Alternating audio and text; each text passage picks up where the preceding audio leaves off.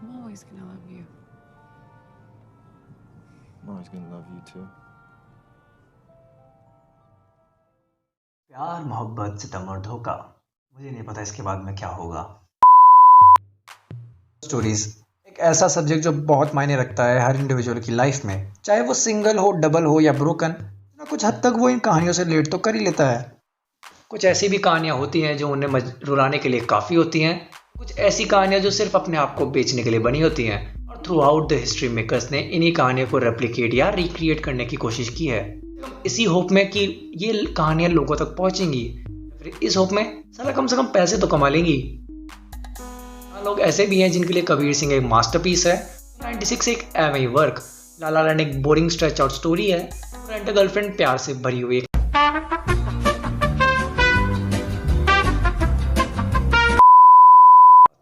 शर्म मत खराब करते हैं।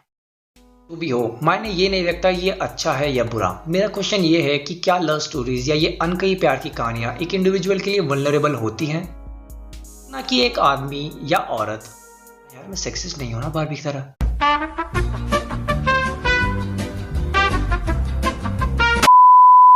ना वल्नरेबल कि एक इंडिविजुअल अपनी पूरी लाइफ फ्लैश आउट कर देता है इनसे रिलेट करने के लिए।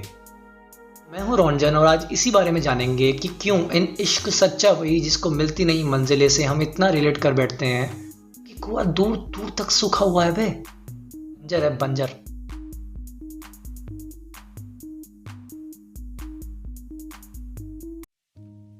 और अब समझोगे या सोचोगे कि इस दुखियारी या प्यार भरी दुनिया में आपका जन्म जब हुआ था तब से लेकर अब तक आपने कितनी लव स्टोरीज देखी हैं।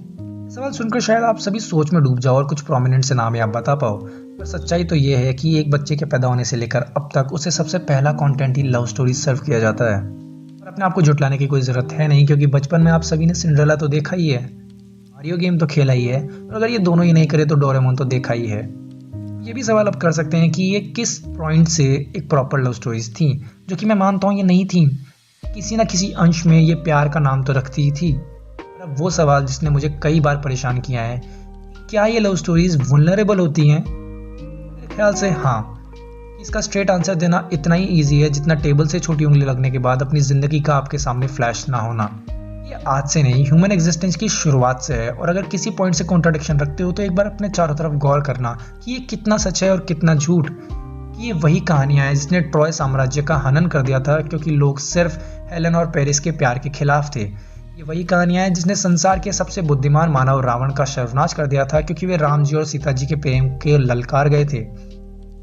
आड़ी रानी की कहानी भी उन्हीं कहानियों का हिस्सा है जिन्होंने सिर्फ अपने पति की रक्षा के लिए अपने सर को काट कर थाल में सजा लिया था। और ये वही कहानियां भी हैं जिसने ल्यूसीफर को मजबूर कर दिया था अपने संस्कारों को छोड़ने के लिए। और ये वो कहानियां भी हैं जिसने एरिन को मजबूर कर दिया इस संसार को तबाह खत्म करने के लिए।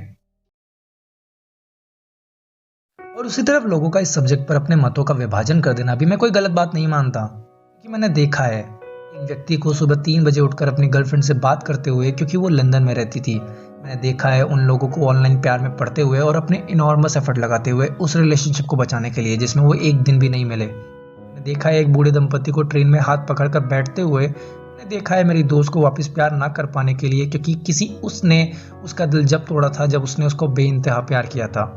देखा है एक मित्र को किसी लड़की से चुपके से एक तरफा प्यार करते हुए और अब बदले में कुछ ना पाने की आशा रखे हुए। मैंने देखा है एक व्यक्ति को उस लड़की की पिक्चर आज भी संभालते हुए जिससे वो कभी 11वीं 12वीं में प्यार करता था। मैंने देखा है छोटी छोटी बातों पर लड़ाई कर जाने के बाद भी उन्हीं में से एक हो जाने वाले लोगों को। और मैंने देखा है उसके जानने के बाद आज भी उसी की याद में शराब पीते मेरी मित्र को। मैंने देखा है उसी से जिंदगी जीते 2 कपल्स को।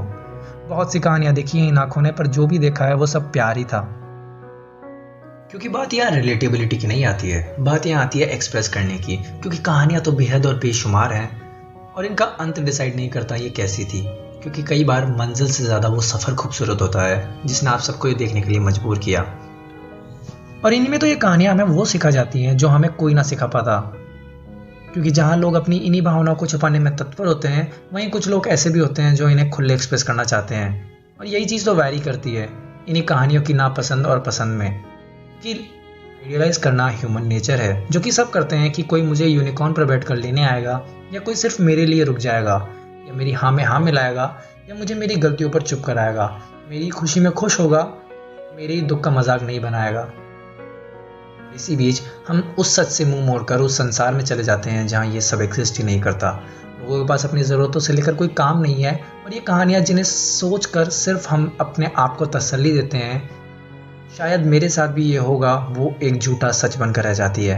इसीलिए इसी झूठे सच को असली सच बनाने की आशा में हम इन कहानियों को महत्व देते हैं। यही चीज़ बनाती है लव स्टोरीज को एक इंडिविजुअल के लिए वल्नरेबल। चाहे वो 96 की सच्चाई हो या सेक्स एजुकेशन का सिखाना, लैंड का नेचर हो या ट्रू ब्यूटी का रिझाना, 3 रीजन वाई का दुख हो या नारुतो की खुशी, अटैक ऑन टाइटन की ट्रेजेडी हो या रांझना की तड़प, ये कहानियाँ इसी प्यार के उन पहलू को सामने रखती है जो जानकर भी हम अनजाने में नकार देते हैं। समय के साथ ऐसी कहानियाँ और आएंगी, क्योंकि जब तक मनुष्य हैं ये कहानियाँ चलती रहेंगी, चाहे वो दर्द दे या खुशी, इंसाफ दे या बेबुनियादी, सच्चाई दे या मुकम्मल झूठ। इसलिए मैं कोई लव स्टोरी ज़्यादा नहीं देखता यार। कभी कभी लगता है कि बस रुक जा इतना बहुत है, पर क्या करें, दुख देना खुद को बहुत पसंद आता है। वीडियो कैसी लगी कमेंट्स में ज़रूर बताना और शेयर करो। और माफ़ी चाहता हूँ कि वीडियो देरी से आई, पर हालत और समय पर मेरा कोई अधिकार नहीं है, इसलिए इन्हीं हालातों को बदलने के लिए सब्सक्राइब कर दो और मिलते हैं अगले वीडियो में।